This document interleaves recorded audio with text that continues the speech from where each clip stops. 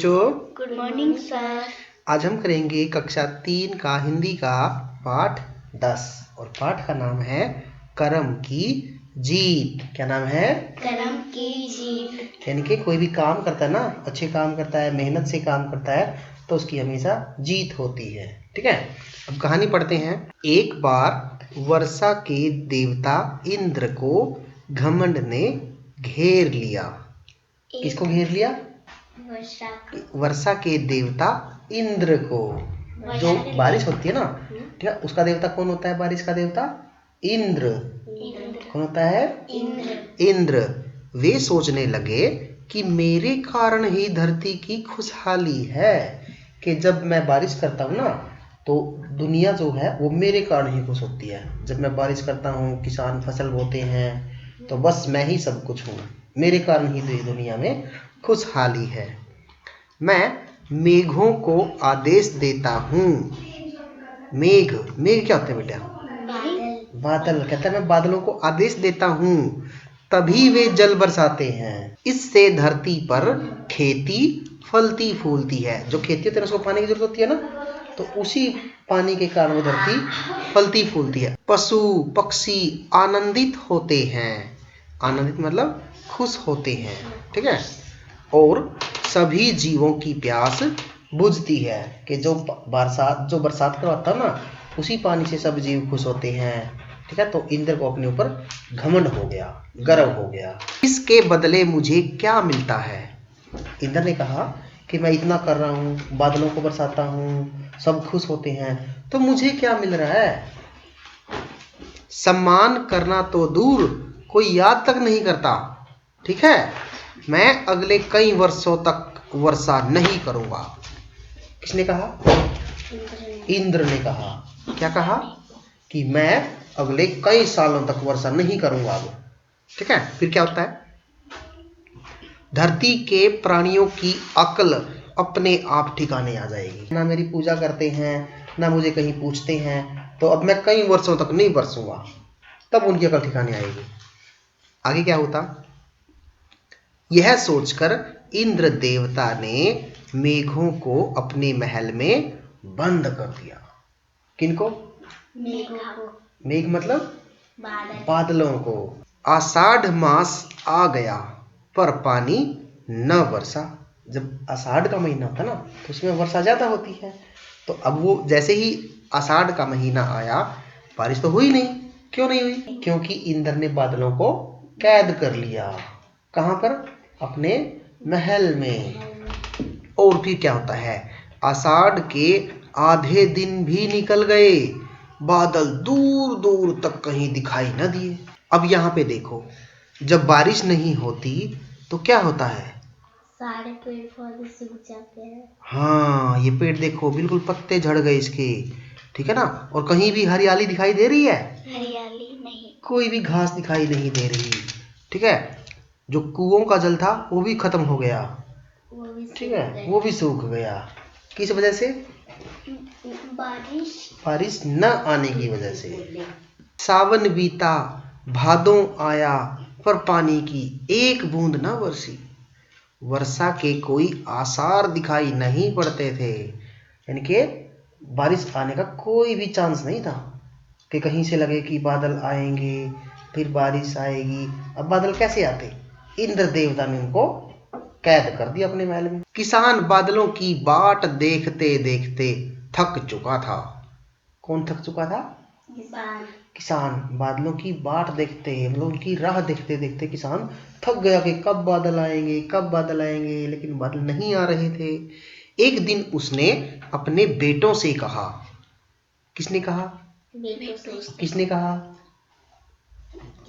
किसान ने। Very good. चलो खेत में हल चलाएं। क्या कहा उसने? कि चलो खेतों में हल चलाते हैं। यदि इंद्र देवता अपना काम करना भूल गए तो हम अपना काम क्यों छोड़े? कि चलो भाई, इंद्र तो भूल गया बारिश को भेजना हुआ, बारिश नहीं कर रहा है, तो लोग हम क्यों भूले? वो तो भूल गए होंगे। तूने क्या किया? सूखे खेतों में ही हल चला दिया। हाँ, किसान और उनके बेटों ने अपने खेत में हल चलाया।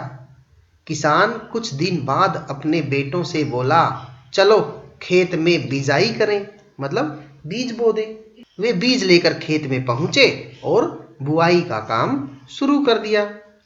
पेड़ की छाया में दुबका एक मेंढक यह सब देखकर बोला, खेत में बुआई करने से क्या फायदा होगा जब इतने दिनों से पानी ही नहीं बरसा। किसान ने उत्तर दिया, किसान ने क्या कहा फिर, कि पानी भले ही न बरसे, अनाज भले ही न हो, पर हम अपना काम कैसे छोड़ दें। हमें अपना काम तो करते रहना चाहिए, कभी काम नहीं छोड़ना चाहिए किसी, अगर कोई काम करे या ना करे, हम तो करें, हमें तो अपना काम करना चाहिए, समझाए ना। अगर पानी 12 बरस तक न बरसा तो मेरे पुत्र तो खेत में काम करना ही भूल जाएंगे। कि यदि 12 साल तक भी पानी नहीं बरसा तो मेरे बेटे क्या करेंगे, काम करना भूल जाएंगे। अब यहाँ देखो, आपको किसान दिखाई दे रहा है ना, कहाँ जा रहा है वो, खेत में, अपने बेटों के साथ खेत में जा रहा है। तो ये कह रहा है कि अगर हमने काम करना छोड़ दिया तो हमारे बेटे तो काम करना भूल जाएंगे, तो इसलिए चलो हम खेतों में चलते हैं, अपना जो भी काम करना होता था पहले जैसे करते थे ऐसे ही करते हैं। मेंढकी ने यह सुना तो वह भी बोल पड़ी, हाँ भाई तुम्हारी बात ठीक है, चलो हम भी अपना काम करें। इतना कहकर लगे दोनों करने टर टर टर टर। कौन करने लगे, मेंढक। टर कौन करता है, मेंढक। मेंढक। उन्होंने क्या कहा कि देखो, जब किसान ने कहा कि अब अगर काम नहीं करेंगे तो काम करना भूल जाएंगे हम, मेरे बेटे भी भूल जाएंगे, तो मेंढक ने कहा कि यदि हम नहीं बोलेंगे तो हम भी टर करना भूल जाएंगे। तो मेंढक भी टर करने लगे, है ना। और उनकी टर सुनकर मोर वहां आ गया और वो कहने लगा, क्यों री मेंढकी, पानी बरसने के तो आसार नहीं है, तुम्हारे टर्राने से क्या फायदा। मेंढकी बोली, अगर पानी 12 बरस तक न बरसे तो मैं क्या टर्राना छोड़ दूं, मैं तो टर्राना भूल ही जाऊंगी। भला मैं अपना कर्म क्यों छोड़ूं, कि मैं अपना काम करना कैसे छोड़ दूं। ठीक है, फिर क्या हुआ, मोर को मेंढकी की बात जच गई और पीहू पीहू की आवाज गूंज उठी, तो मोर भी पीहू पीहू करने लगा। इंद्र ने यह सब देखा और सोचने लगा, मैंने तो अपना काम बंद कर दिया, लेकिन ये सब तो अपने काम में जुटे हुए हैं, इस रहस्य का पता लगाना होगा। इंद्र भेष बदलकर किसान के पास आए और पूछा, भैया जब मेघ बरसने के आसार ही नहीं है तो तुम खेती क्यों किए जा रहे हो। किसान बोला, वर्षा करने वाला अपना काम करे या ना करे वह ठहरा देवता, हमारे लिए तो काम ही सर्वोपरि है, मतलब काम ही हमारे लिए सबसे ऊपर है। कौन बोला, किसान। मेंढक भी बोल पड़े, टर टर कर बादलों को बुलाना हमारा काम है। अब मेंढक के पास गया हो तो मेंढक भी बोले कि टर टर कर बुलाना हमारा काम है, ये तो बादलों को जब हम बुलाते हैं तो वे आए या ना आए। यदि हम टर्राना छोड़ दें तो हमारी संतानें तो टर्राना भूल ही जाएंगी, समझाई। अब मोर भी बोल उठे, पीहू पीहू। मोर बोले, पीहू पीहू करना हमारा कर्म है, शेष बातें छोटी है, शेष सब बातें छोटी है, इसलिए हम तो अपना कर्म नहीं छोड़ेंगे। और वर्षा के बिना पेड़ पौधे जानवर पक्षी सभी परेशान हो उठे। लोग हर समय आसमान की ओर टकटकी लगाए देखते रहते। किसान, मेंढक और मोर की बातें सुनकर इंद्र की आंखें खुल गई, उन्हें अपनी भूल समझ में आई। उन्होंने तुरंत अपनी महल से फाटक खोलकर बादलों को आजाद कर दिया। तो फिर क्या होना था, आजादी की खुशी में बादल दौड़ते भागते आसमान के चारों ओर छा गए।